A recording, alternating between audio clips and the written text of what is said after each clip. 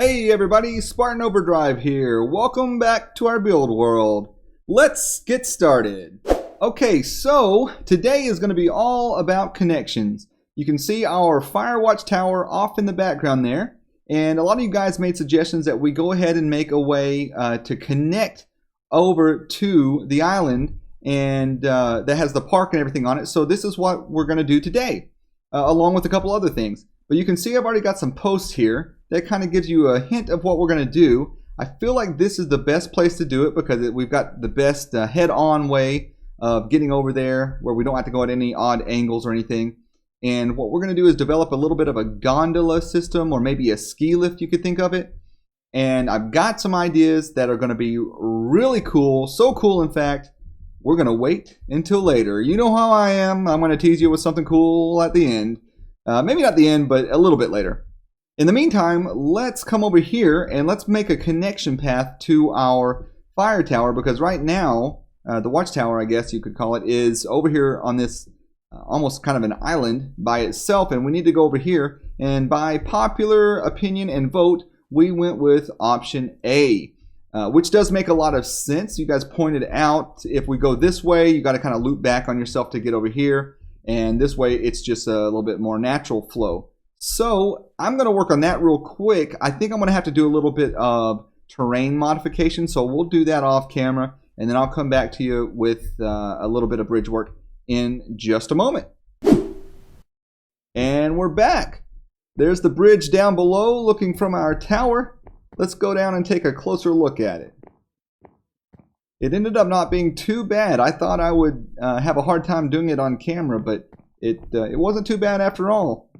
And so here it is. You guys were right. This was the perfect location for it. I think it looks really good traversing that ravine. Looks gorgeous. And I debated whether or not I'd put the rails up. I kind of wanted it to be this risky, like tightrope walk that they had to make. But I went ahead and put up the fence just to see what it would look like. And I really like it. It's not super realistic since it doesn't ever actually connect to the bridge, but that's just a part of it in the game, and that's no big deal.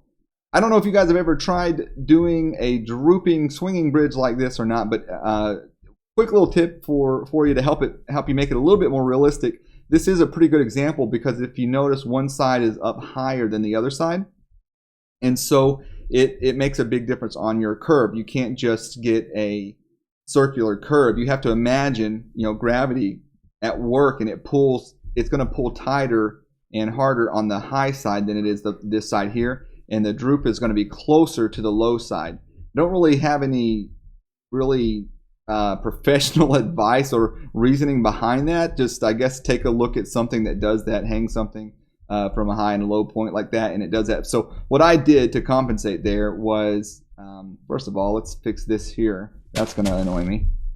Let's go in here, see if we can do that. Nope. Go down here. That did it. Okay, one more. Okay, there we go. A little bit of fixer-upper on camera. So, yeah, so what I did to remedy that is I used stairs on this steep slope and to a point in which, honestly, I just kind of what felt right. And then I started using half slabs to reduce that slope to a degree. And then you get down towards the bottom and you need to reduce it out quite a bit. So you do a couple half slabs per drop. And then at the bottom, it's several straight across. And then back up this other side, we never use stairs. We just use half slabs and, 2 spaces up one, half slab, 2 spaces. And then I went up at the very end a little steeper to give it that overall parabolic shape, I guess you would call it. So, yeah, that's what we ended up with. I think it turned out pretty good. That was a quick, easy one. And maybe we might have a few other places we can add bridges like that. But I think that alone added a lot of nice detail to our little world here. So now what I'm going to do is I'm just going to kind of meander a little path. Now that we've finished our path, we can take a hike to our next project.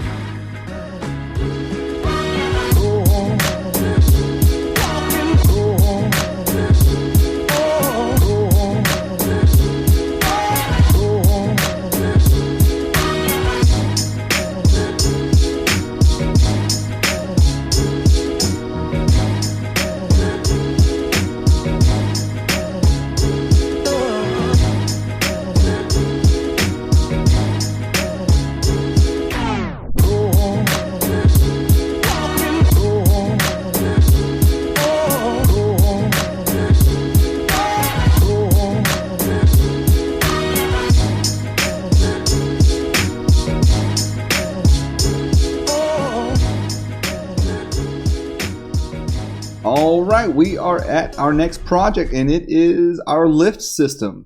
So I've already been working on a little something simple in a test world, and I've got it ready to load here. So let's see what it looks like. And hit load. All right, there she is, suspended here. Probably going to make some minor adjustments. Just kind of wanted to bring you guys in and see what it looked like up front. The idea is that we can get in. Obviously, we've got some seats here. It's real simple, and it's kind of, I guess it would be a gondola. I think that's what this would be, but essentially it's something like a ski lift or something. And I will create a fence. I'll probably use fence to create a arch from here to here, and then on up to the top one, and then our passengers can ride on up. And we are going to do a little trick that's going to be a little bit fun. The whole reason I made this in another world and loaded this in isn't because this design was that complicated, but it is because of what we're going to do with it. Well, I think I'm finding myself in a little bit of a pickle. I got I guess the rope or the cord that's going to take the gondola up to the top of the mountain here. And it looks pretty decent, but the issue is here I've already had to carve into the side of the cliff a little bit, which is fine. That actually could look pretty cool once we finish that up. And I went ahead and moved this pole over. It was way out here when this land came out here, and it was sticking out on this side over. But I had to get it over to this side because it was going to interfere with our tree there. And then also this is so steep that once we paste in our little vehicle up here on this line, it's not going to work. And that I will have to show you why and how here in just a moment. I think you'll understand more. But suffice to say, for now, it's not going to work. So I've got to figure out a way around that. And also, so really the only way is to extend that. And I need it to be less of a slope, basically. So I can either raise that pillar down there, which is already very high in my opinion, or I can cut into the land even further to extend this and have a little bit more gradual slope. And of course, I'm going to have to rip right through my pond if I do that. So I really don't want to do that because the tree and the waterfall here are some of my favorite features. So, which by the way, since I recorded that episode, I did change this a little bit to make it a little more natural. Somebody pointed out it was pretty flat. So anyways, if you notice, that is different. So anyways, I think this is going to be the best option though. Unfortunately, we are going to have to move this pond essentially over here, but that's fine. We've got plenty of room to do it. It's just going to take a little time, no big deal. And then I'll have to move this back and carve into the mountain here. And I think that could actually turn out to be a pretty cool feature, but you know, it's all right. It works out. We'll keep working on it. This has taken me a little bit longer than the last time I did this on the bridge a minute ago. Just because I don't know if the fence is just a little tougher to work with or what, but this part here, just getting that figured out has taken some thought. And I'm going to have to think about it some more as I carve into the mountains, so bear with me. We're going to keep working on it. Okay, I think we've come up with a little bit of a solution. Mr. Cheap here helped us out. And anyways, we left it here, and I decided let's just have the stop for this end of the terminal, or whatever you want to call it. Let's just have it stop right here in the mountain. People can exit and then come up a path that we'll build later. We don't have to move this, and we'll finish this out later. I will come back to that because I have a lot of work ahead of me figuring this out. Basically, what we're going to do is we are going to wire up these structure blocks. We've got one here that represents this right here up to this point right here. And what we'll do, and then I've got another structure block that is basically airspace for this same area. I'll show you just a moment. And then what we're going to do is we're going to wire up some redstone and deep down in our world where it's out of the way, out of sight, and we're going to wire up to where it alternates between air and our lift here. And the lift will be placed here, then air will go in place of it, then the lift will be placed here, air will go in place of it, lift here, so on and so forth, all the way up. And if we time it just right, it's going to look like it's moving, like it's animated. which will be really awesome. We'll plug it up to a switch, and anytime we want to go up or down or whichever, we can hit the switch and travel with it.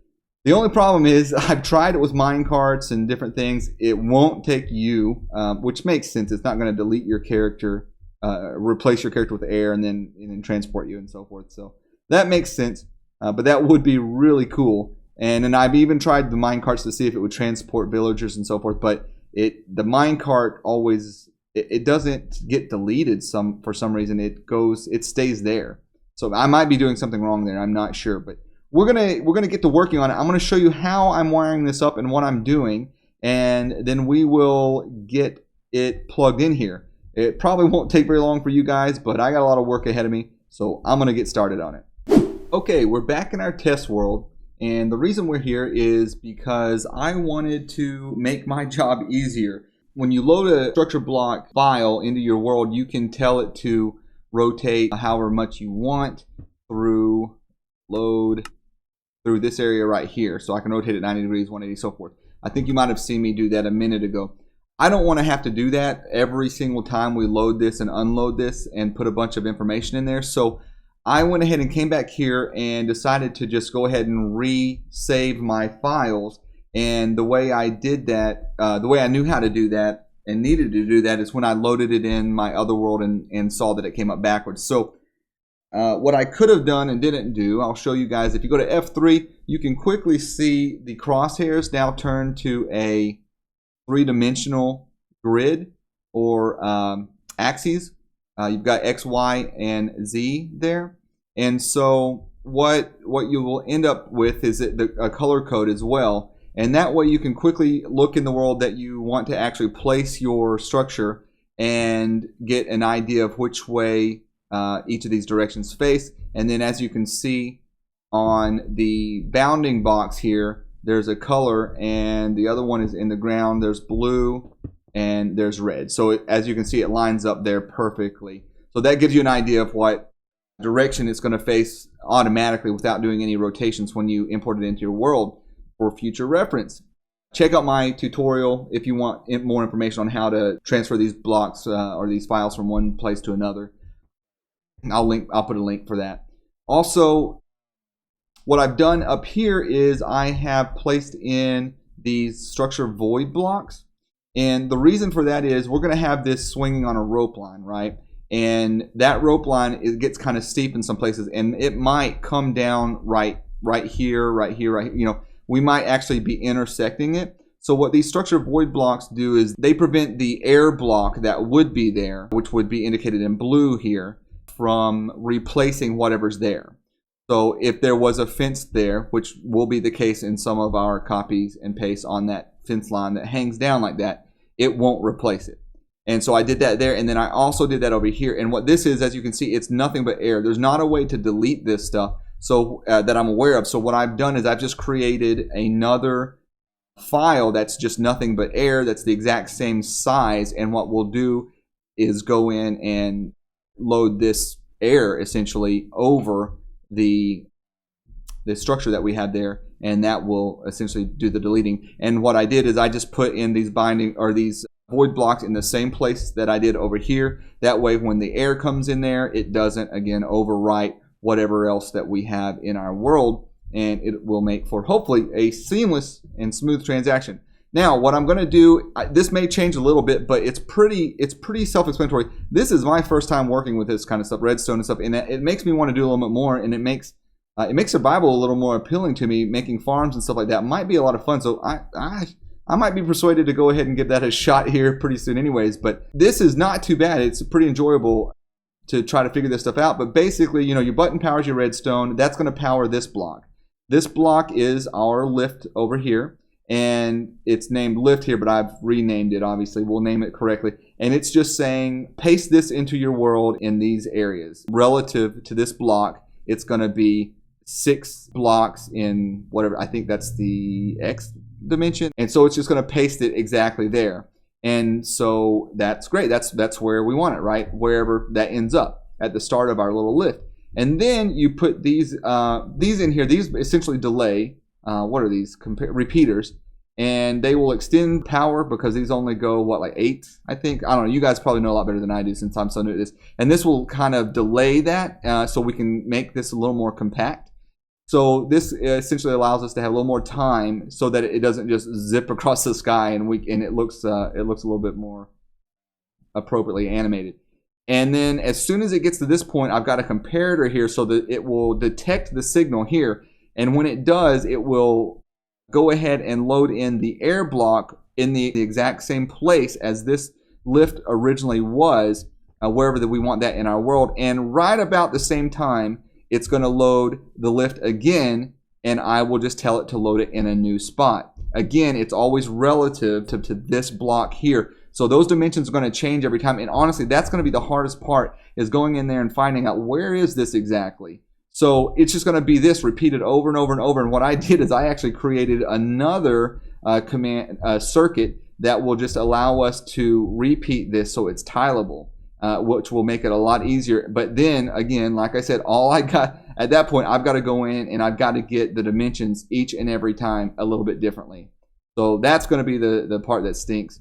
To try to make that easier on myself, that's why I went ahead and rotated this to the dimension that we'll have it in our build world, and that way we don't have to worry about the rotation part. We'll forget it. That'll save us a step. And then the other part is I have it right here. So really all we're going to have to do for this first one anyways is say, hey, we want this X number of blocks above this, because I'm going to put this at the base of my world. So 70 blocks, let's say, something like that. I think it'll be pretty easy that way, hopefully. Now as we go, I'll run into challenges, of course, but this is the basic setup. You guys can do this. If you make anything like this, I'd love to see it. I'm super pumped about putting more of this kind of stuff in my world, and I'm gonna get to work on it right now.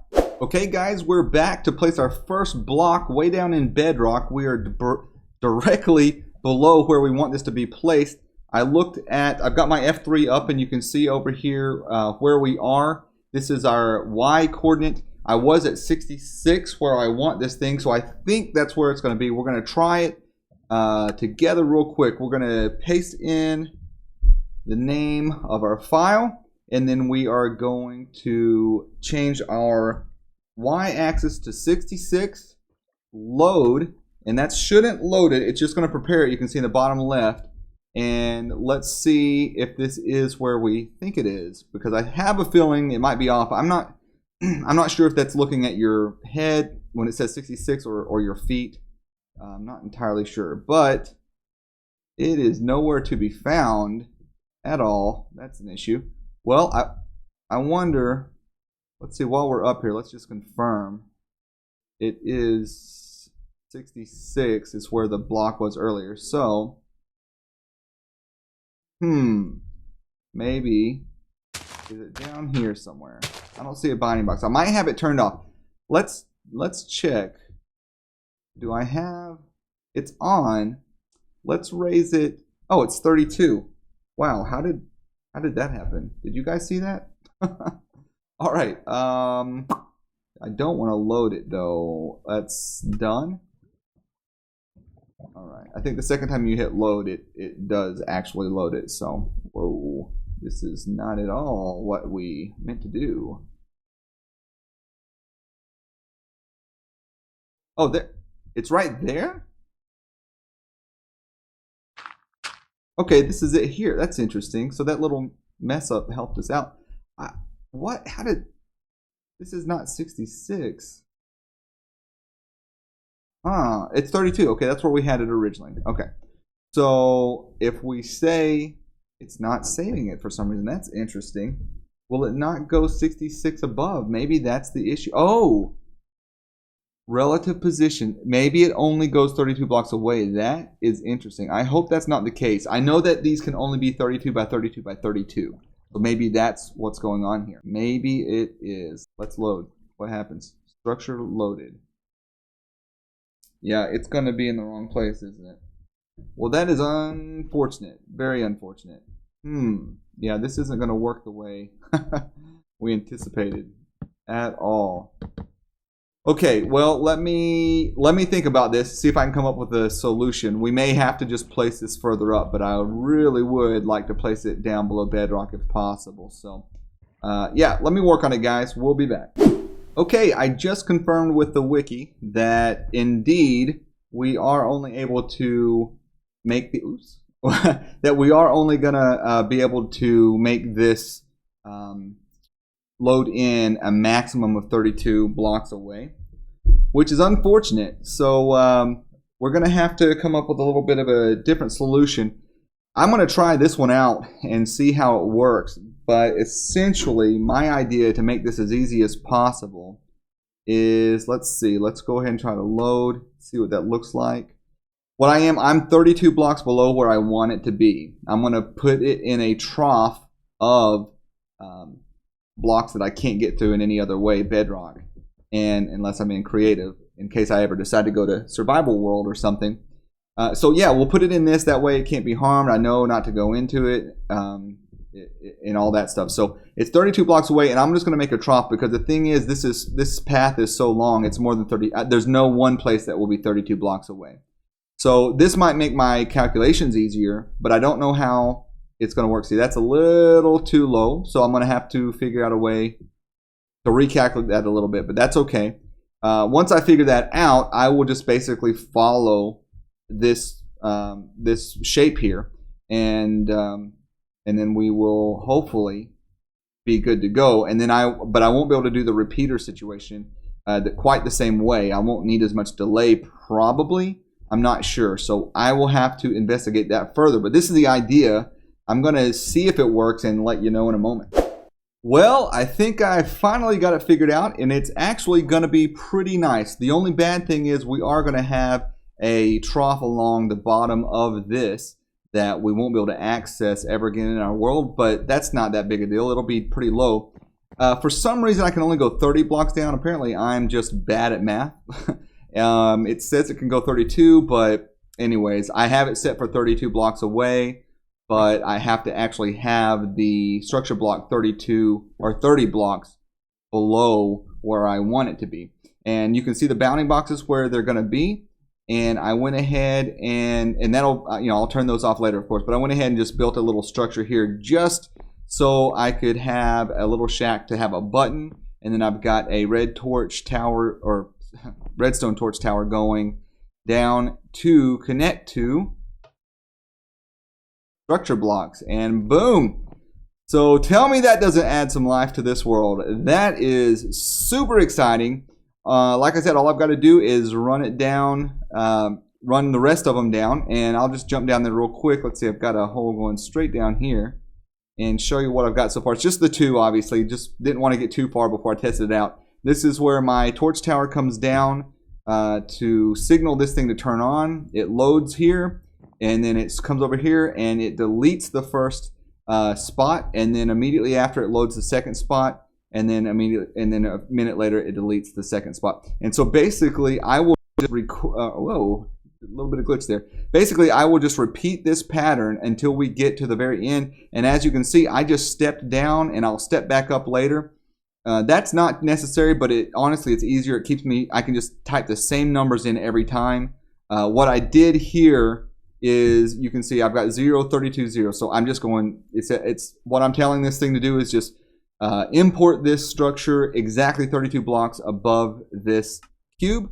And over here, I have to offset it just a little bit because we are 3 blocks further this way and 2 blocks further this way. So when I go back to overwrite this original block, since it's in reference to this block now, I actually have to say 32 again, but I have to say relative position 3 and 2, and that's just based off of these coordinates over here. And I had to play around with that. That wasn't too bad. But yeah, that is pretty much it. We'll keep going along, and we'll go down. We'll go back up here in a moment, and we will continue doing that all the way across. And basically, I have it set up to go 5 blocks. Oh yeah, that's what I mentioned. I thought you wouldn't need the repeaters and so forth. It actually turns out that because I am having this load every 5 blocks, then it's exactly what I showed you guys earlier at the very beginning of this part of the video. That setup is exactly the same. So all I've got to do is just keep repeating that all the way across. So it actually worked out perfectly. That's pretty much what I would have done anyways. I just have to go up and down with this, which again, I don't have to, But once we get over here, I would, because this is so much higher that it would actually come out to be like water level here and you'd see it. So we are going to go ahead and move the structure blocks along with where we want the structures to load in. Anyways, I'm kind of rambling at this point, but I wanted you guys to understand how this was working out, how I did this. I'm obviously figuring it out as I go. It's exciting to me, so I hope it helps some of you guys out. We will come back to you with a final product in a moment.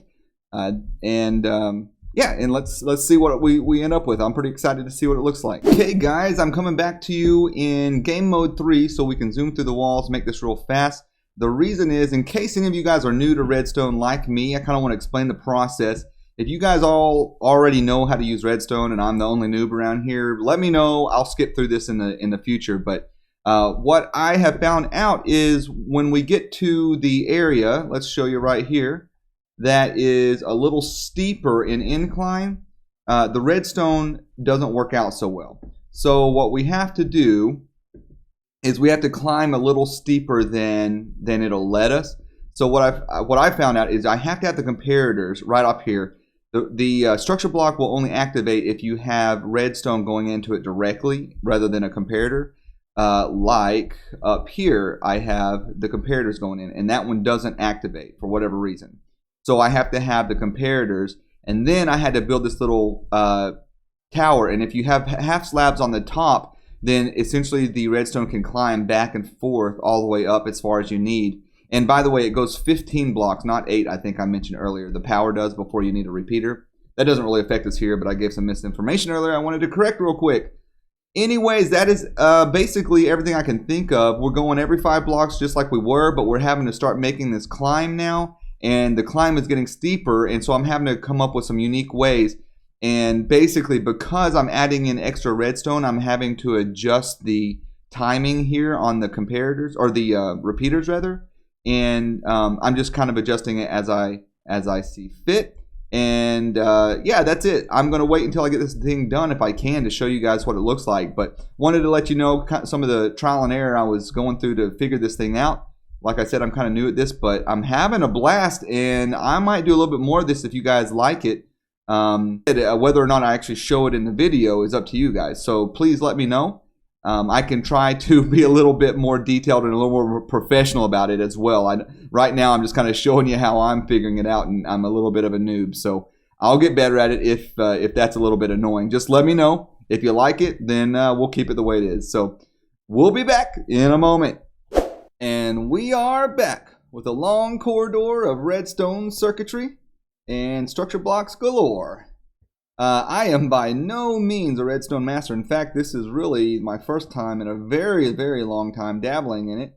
And honestly, it wasn't too bad. I ran into a few issues I didn't expect, but I was able to figure them out after a night's rest. It's been a couple days.